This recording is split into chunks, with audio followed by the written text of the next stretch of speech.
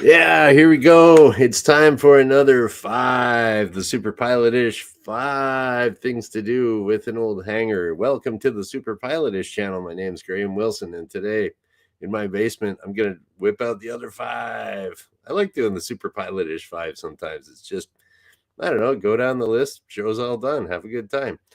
So, yeah, I got this idea from one of my loyal listeners, watchers, Daniel, and he kind of he sent me a DM on X or Twitter, and he gave me an idea. I asked for an idea today, and he gave it to me. So thanks, Daniel.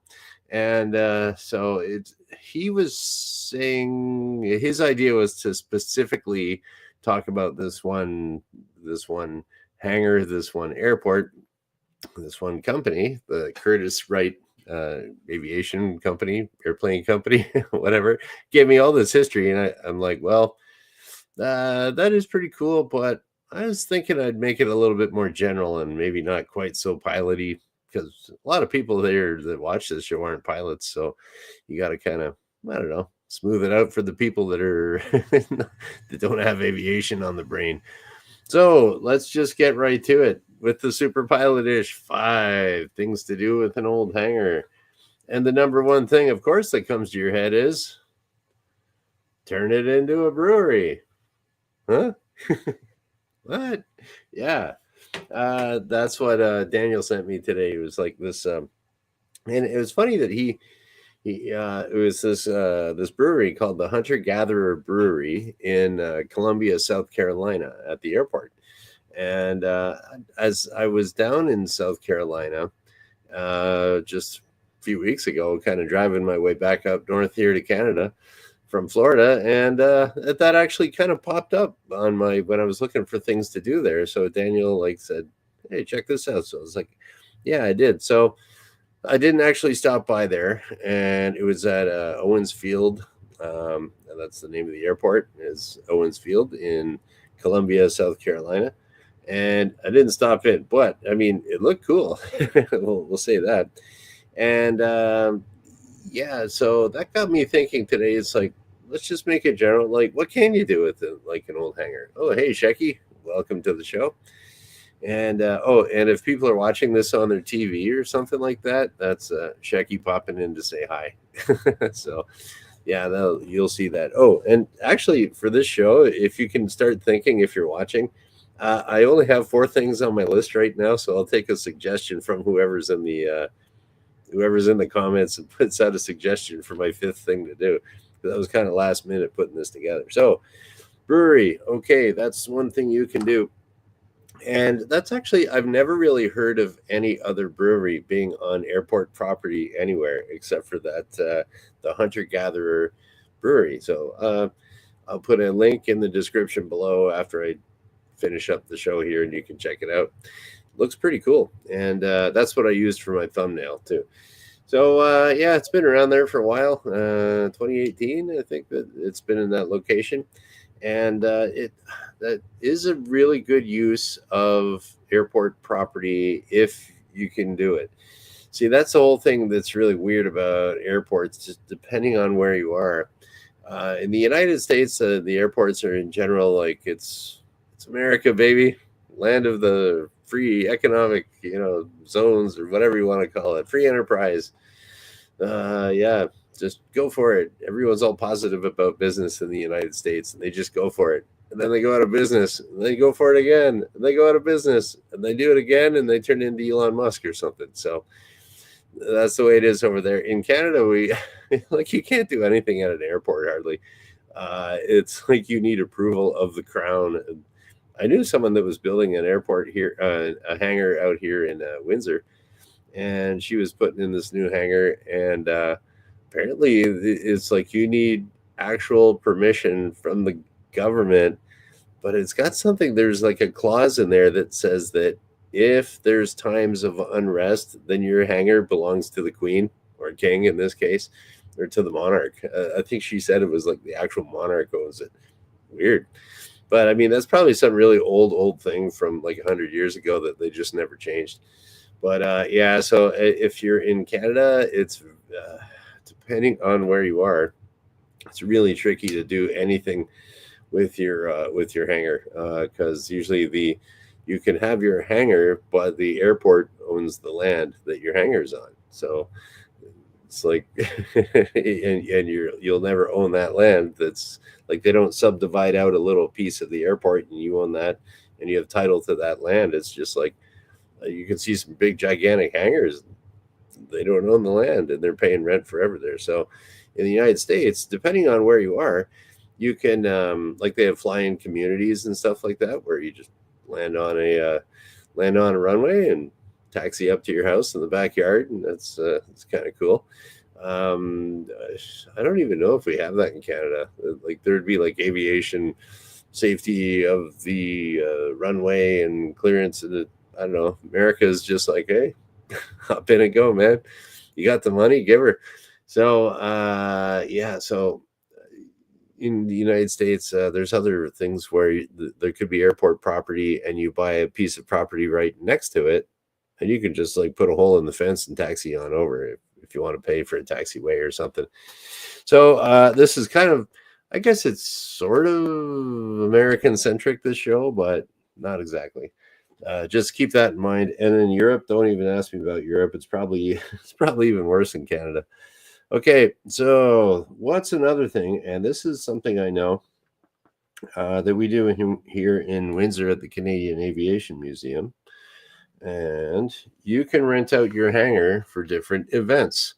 So yeah, we do that here in Windsor at the Canadian Aviation Museum, and they do that in my one of my favorite museums, the National Air Force Museum in Dayton, Ohio. You can rent out like you'll be surrounded by like cool old museum airplanes, and you can have people have had weddings there. They've had wedding receptions there, business meetings, just any type of like event where you would, usually it's oh, let's rent the event room at the Holiday Inn or something like that. Well, it's cooler to have it in a hangar with a bunch of cool airplanes around. So museums can do that stuff. And so who's to say? Yeah, I mean, just about anything. I was kind of going to say about the brewery before. Anything that you would do in like a warehouse, think about a hangar is just a warehouse. It's just a great big, usually pretty high ceiling building. Consider that if you want to heat it and stuff in the wintertime.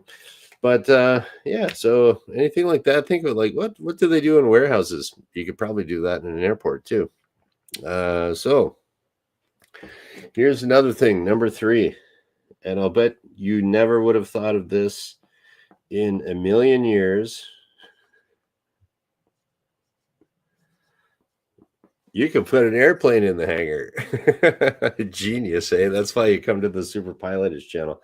But you could do that, or I know there's a company at the Sarnia airport, not too far from here. You can store equipment in there too.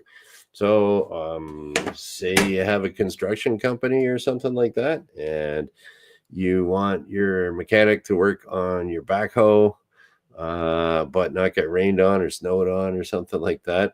If you got a hangar, you just slap it in there and kind of treat it like a garage.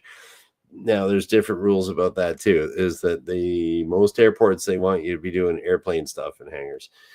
But I've also read, and just quickly with research here, as long as there's an airplane in there, it's being used as a hangar. So you can have a great big monster hangar, and there's probably some regulation from the airport owner or authority or whoever that says this can be only used for airplanes.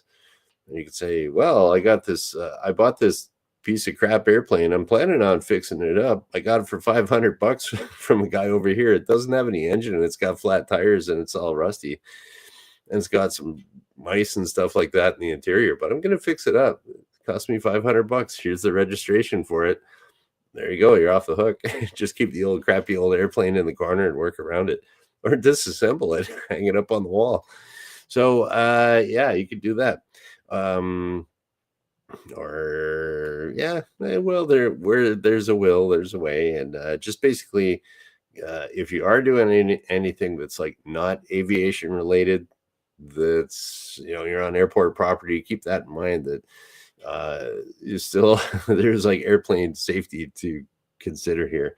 Can't just have kids running around out the back door. There's like there's jets taxiing by or something. Like, that's not cool. So you got to keep a little bit of security in mind there too.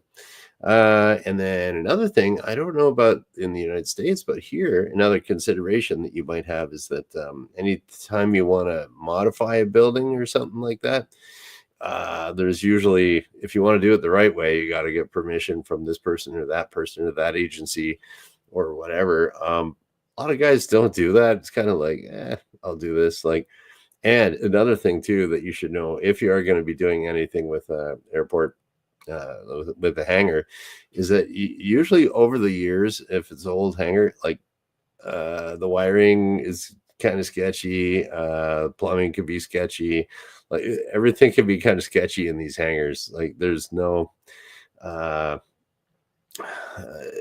lot of times guys will say like, oh yeah, I'll just hook up a light over here. What wire do I got lying around? Oh, I got this. Okay, I got that. We'll just cut that off. We'll throw it in. We'll throw it in the box, stick a breaker on it or something. And then I got red wire, but I don't have any white or black wire because I'll just run red wire everywhere, and then it'll work. Yeah, sure. And that's why you'll find that there's like little patchworks of wire all over the place in all these old hangars, and it's a nightmare for an electrician to go figure it all out. And but yeah, a lot of the stuff is done like, I just need a light for this weekend, or just, I own it, I can do what I want. I don't feel like taking a trip all the way to the hardware store. I'll just I got this lying around. So I've seen a lot of hangars that are just like, whoa, man, I wouldn't want to be living in this. Thing's like like it might work. It's kind of like old farmhouses and stuff like that. The farmer made, was running 10 extension cords out to the barn, and it didn't burn down. It did that for like 50, 60 years. It's like, it will work if it's working and you don't mess with it. Electrical is just it's just there. But once you start messing with it, ooh, it could get ugly. Okay, so here's another one that's borderline illegal. So I don't know, but I know there's always starving pilots around that are starting off. And as long as those pilots have a hot plate, a fridge, and a bed, and a bathroom, they can take a shower, they'll live there. I knew a guy lived in a tent for a whole summer. But I mean, I guess he had access to a bathroom. But as long as you got some kind of a bathroom there, and a room, and I've heard of guys even stay in places where there's no heat, but they don't get paid anything. So if you could use a little corner of that as pilot housing, now you don't want too many young pilots in one spot, that's for sure. They can have a little too much fun.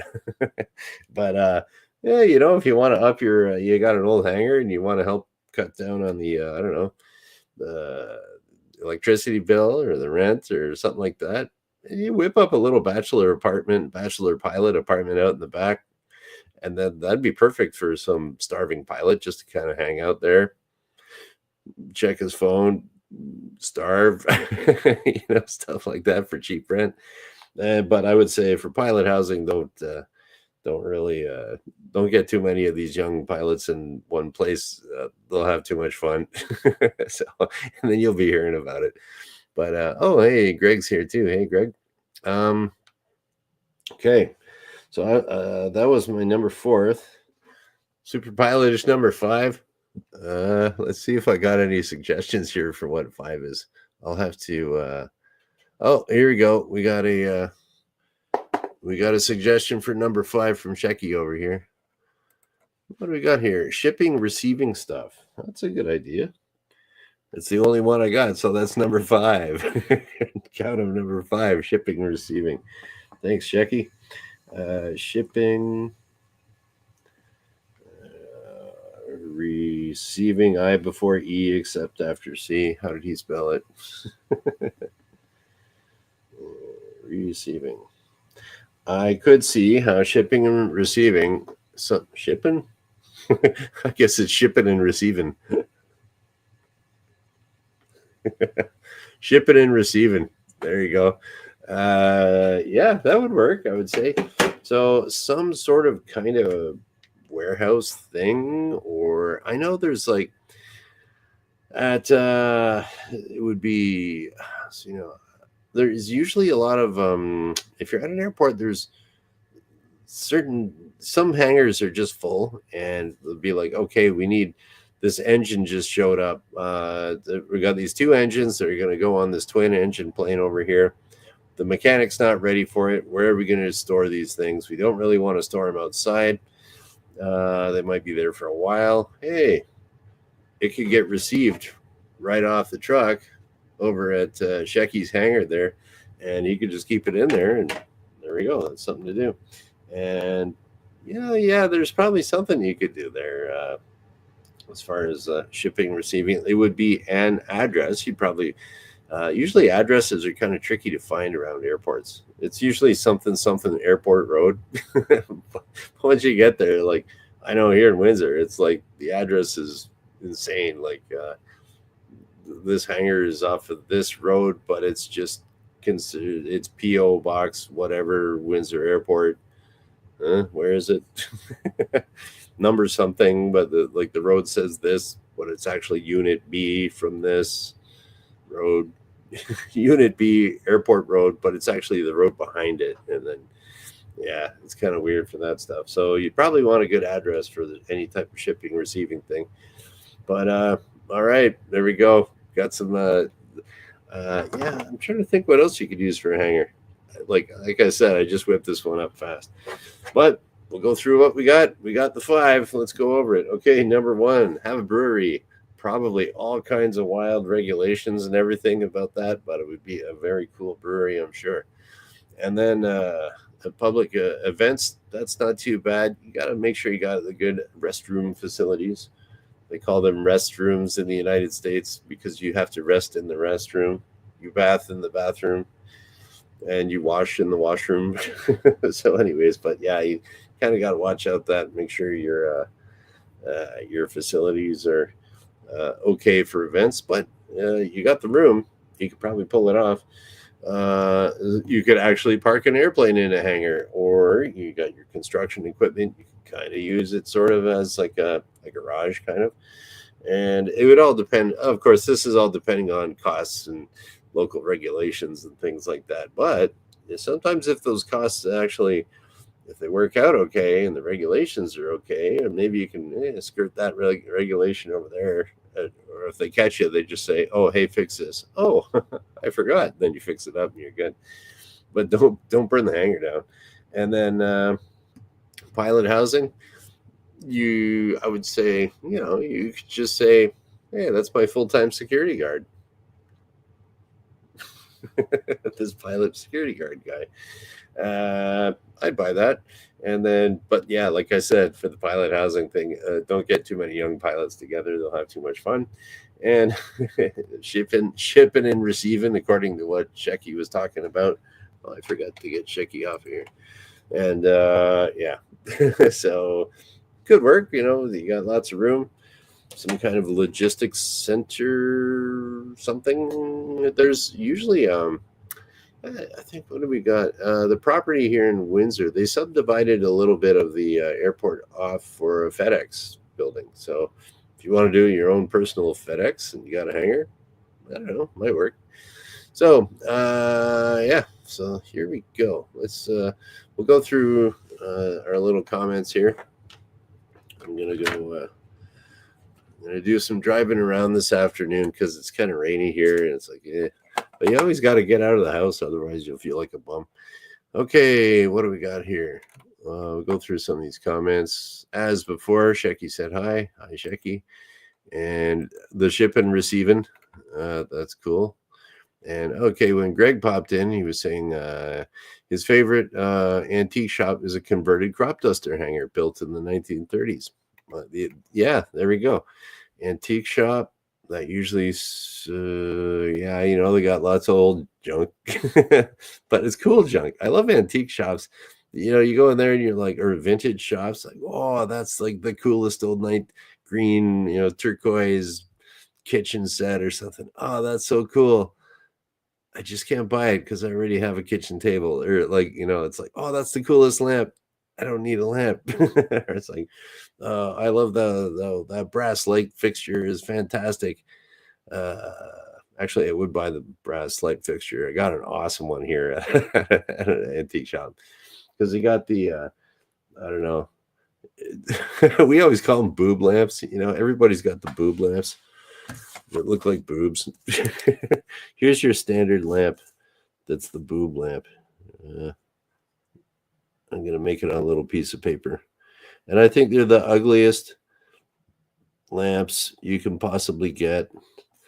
So it looks like a hat, kind of upside down hat, and then you got this here. So my girlfriend and I, we always call them. Maybe you'll have like a couple little lines on there, and there you go. There's your boob lamp, standard garbage lamp. I hate those. I got a couple in the house here. I'm just waiting for the right light fixture to get rid of that, and then I don't know why I'm talking about that, but anyways, yeah, antiques. I like them. Don't really buy them. Okay, but that would definitely be worth going to. And if you got at a crop duster hanger, yeah, you could sell hot dogs there or something. Who knows? Okay. And welcome to Shecky's Hangar 86 Maxwell Smart Way. Very good. Shecky's got all the ideas. All right. So what else we got here? Oh, hey, Daniel popped in here too. I didn't have that. Jeep Club met in a Curtis Wright hangar, restored 2 bombers retrieved from failed practice runs on nearby lake. Oh, yeah. I remember, did you send me something? I read something about that before. Maybe you sent me something about that before. Very cool. Yeah. Okay. What else we got here? Oh, yeah, Greg was reminding us about the Zeppelin Museum in Tillamook, Oregon is really cool and huge. Oh yeah, those Zeppelin hangars are really cool. Where did I see one? There was one. It was in Dayton, right by Huffman Field there, I think. I was driving by. It was the Wright-Patterson Air Force Base by Dayton, and yeah, they had a Zeppelin hangar there. Those things look cool in person. Very, very cool. And yeah, what was that? Yeah, if you could ever check out a Zeppelin hangar, or like a blimp hangar, those things are neat. And the one that I saw, I forget exactly where it was in Dayton. It was like all out of wood, and it was old and wood and like lots of glass windows, I think. I just remember riding on my motorcycle and I was like, that is cool. That would make, I don't know, good luck eating that one. It's huge. Okay, and there we go. Thank you very much, Daniel, for the, this is Daniel here. He's the guy that gave me the idea for this. And thanks for the compliment on the wrap up. Okay, so today is, here's another suggestion, late minute suggestion. Stop by the Spruce Goose Aviation Museum in McMinnville too, not far from Tillamook. Okay. Spruce Goose Aviation Museum. There's so many cool aviation museums around. You can't, it's like Pokemon. You gotta catch them all. And okay, so today is Wednesday, and yep, I will be back on Friday because I do this Monday, Wednesday, Friday at noon Eastern, and like Wrench was one of my local my regulars on here. He's not in here today, but lately he's been saying when I want to shut her down, he says pull the mixture. You might see that in the comments. So I'm going to pull the mixture here, and we're going to shut her down. What the mixture does, if you do that, it's a little knob on the on your airplane that controls your fuel air mixture. If you pull it all the way back towards you, then that shuts off the fuel to the engine, and the engine stops. And that's the end of that. So I'm going to pull the mixture. Bye.